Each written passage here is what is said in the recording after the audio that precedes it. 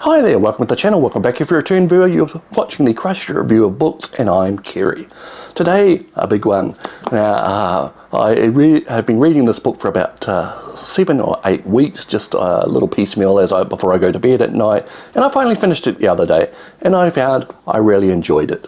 What are we talking about? We're talking about Scarred for Life, Volume 3. Just a little explanation. So the Scarred for Life book series are from the minds of Stephen Brotherstone and Dave Lawrence, two gentlemen in the UK. Now, about a decade ago, they came up with the idea of, they were always talking about this type of material with their friends, and they decided someone should write a book on it.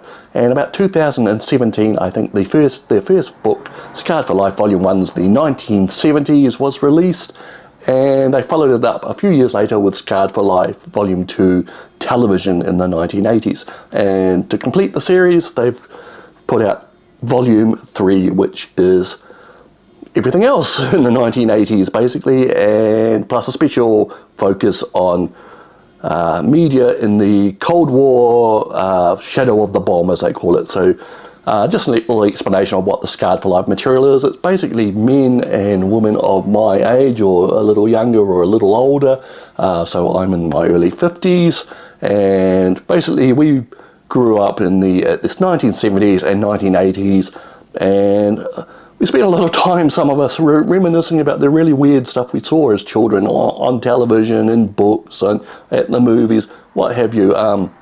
And that's what the Scarred for Life books are covering. This kind of stuff where it's only half remembered. Did we really see that? Did we actually read that? Did that book really have that picture in it?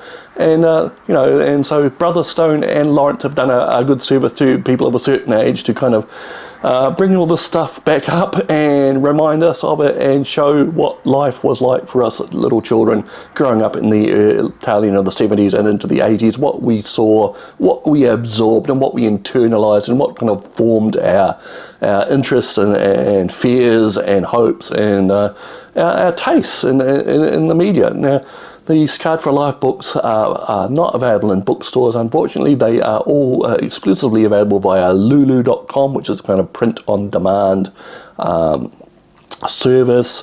I'm pretty sure you can just go to lulu.com and look up Scarred for Life, and all three of them are available there. There are regular sales on the Scarred for Life books, so if you wait a little while, you may get 10, 15, even 20% off, and they're well worth it.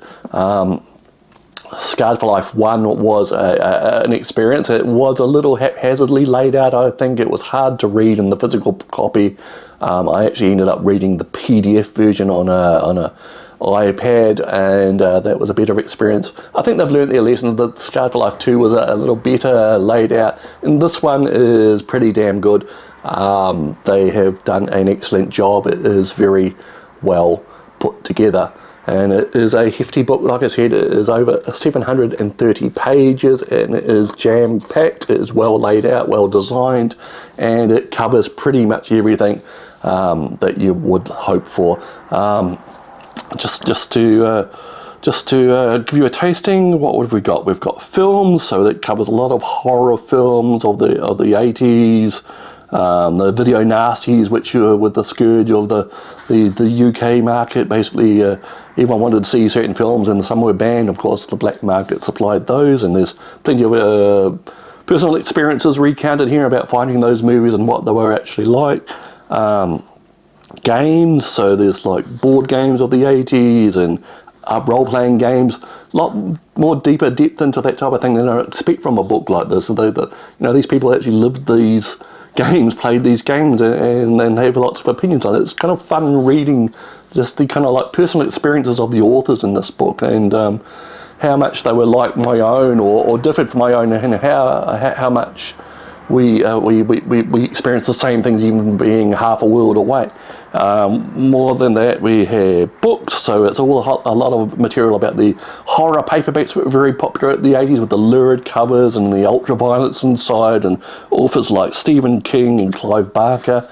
We go on to our section on British comics, which was close to my heart. I was a big fan of the science fiction anthology comics 2000 ADs and the period in question, the early 80s going on, and they get a good coverage of the shock developments in the 2000 ADs. Also talks about Charlie's War, a seminal World War One comic which came out in that period. Lots of other stuff about like the Eagle comics, everything else, various other British comics. And then we switch to US comics, so we go through Marvel's productions of that era, the weird and wonderful, more extreme ones, and the same for DC. Then we switch gears into the paranormal. Now that was a big feature of the earlier Scarred Wildlife books, especially the 1970s when the paranormal became mainstream really, and it continued into the 80s, and this book covers more of that. We get all sorts of stuff about alien abductions, Unexplained magazine, and that was a big one in my childhood. It was massively advertised on TV. We all got the first copies which had that scary flexi disc with apparent ghosty voices on it, which scared everyone, and we shoved them into our cupboards and never listened to them again. That's the Unexplained part work. I know you can, there's actually an archive online, we can read every single issue of that. It had a certain quality to it, which made it all that more spooky. So the author's experience with that part work is recounted in this book. Then we have all the Arthur C. Clarke's Mysterious Worlds, whatever, Worlds of Strange Powers TV programs, which we were glued to in the 80s. If you don't know what I'm talking about, you can look it up on YouTube. Excuse me. And all sorts of things. Then we get into music, the political pop tunes of the 80s, and so on. And then there's a special section of about 250 pages at the end of this book about Cold War and media in the as they call it, in the shadow of the bomb. Now this is a very fascinating section of this book. It's kind of like the focus of what they wanted to get across in this volume. And I do have to say, I personally was very interested in nuclear war at this stage. I mean, it was ever present in the media. We were, in the books I read, there was kind of an equal fascination with the technology and weapons and military gear which was around, and then kind of an equal fear that one day it would all be over, the nuclear war would happen, and you know, it kind of put a lot of fear into people. I was like 10 years old when this thing was a very much reality in our world, and you know, I kind of had to balance the fear with the interest in cool nuclear weapons and bombers and what have you. And so there's a big section in this book about this type of thing, and there's Cold War books and magazines, that kind of public information guides which were never released in the UK until much later, the Protect and Survive books, pamphlets, and public information films. The section on Cold War television, which is mainly filled with stuff like The Day After and Threads. Now Threads is a biggie. And it also goes through kind of like special nuclear war or Cold War episodes of various series, comedies, and so on. And then we have a section on Cold War films like War Games and Rambo and all sorts of stuff like that, and games and special Cold War focused music. And that kind of rounds it all out, and they kind of end the book with a look at the BBC Ghostwatch hoax broadcast in the early 90s, and they kind of put that as like the end of the Scarred for Life era, when people became all so knowing and we had grown up finally and we weren't going to be fooled again.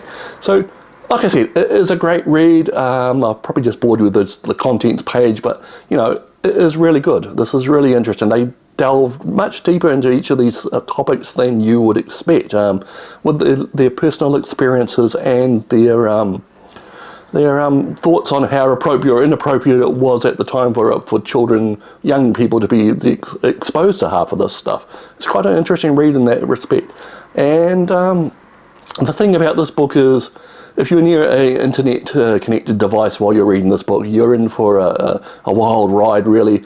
Not 5 minutes go past without me looking up a song or a video on YouTube or what have you, or looking up how available a certain book they mention is, and that type of thing. I mean, you could spend a lot of money and a lot of time going down rabbit holes and down memory lane because of this book, and it is really good in that respect. I mean, if you remember that stuff and you didn't quite remember something, this will put a name to it, a face to these things that you only half remembered, and I think it is really good in that respect. The other thing which I mentioned in I did some earlier videos on Scarred for Life Volume 1 and 2, and I mentioned that they are very UK centric, and I we'll repeat this. This isn't the experiences of people in the UK, basically. It's based on the writers. I don't think it's a massive problem this time around. The things in this book seem to be a little more universal. I recognise pretty much 99% of everything in this book as being available here in New Zealand in the period in question. I don't think it is a big problem. If the things that you don't recognise, you can easily look up, and some of them seem more familiar than you think. I don't know how we saw some of this stuff in those days. I don't know how I was exposed to it in the days before the internet, but I did recognise a lot of the stuff which weren't directly broadcast here in New Zealand. I'm not sure how, but it is okay. I will not say do not read this if you're not in the UK. It is pretty universal to people of my age, and as for you younger folk out there, this might be a good introduction to a lot of those things you're seeing referenced and referred to by older folk, mainly my age and older. There's a lot of retro stuff around today. I mean, you could do worse than getting the 3 volumes in this series and digging deep into it, and it may interest you to find out how we felt about these things at the time. I think that is pretty much it. I am recommending this book, Scarred for Life Volume 3. Get yourself to lulu.com, spend your money, buy this one, buy the first 2. They're all very much good and worth it. You can see the progression from the first volume to the third one, how well these people have developed their thing, and they have made a kind of a small industry out of the Scarred for Life brand. They're doing stage shows and podcasts and all the things you can expect people trying to cash in on the success of this are doing, and more power to them. They seem to be a great bunch of people. So that is Scarred for Life Volume 3. Pop Culture in the Shadow of the Bomb by Stephen Brotherstone and Dave Lawrence, and there's a lot of guest authors in there as well. There's some kind of like vox pop in text type things where people do the recounting of things in the 80s, the time period in question. It's a lot of fun. I really enjoyed it. As you can see, I think it was great. All right, we'll leave it there. It is the first weekend in November, and I am sweltering in this room. It's currently 32 degrees in this room. It's not quite that outside, and the weather's supposed to change this evening to rain and thunderstorms and what have you. In the meantime, I'm sweating doing this, so I'll leave it there. We'll see you next time.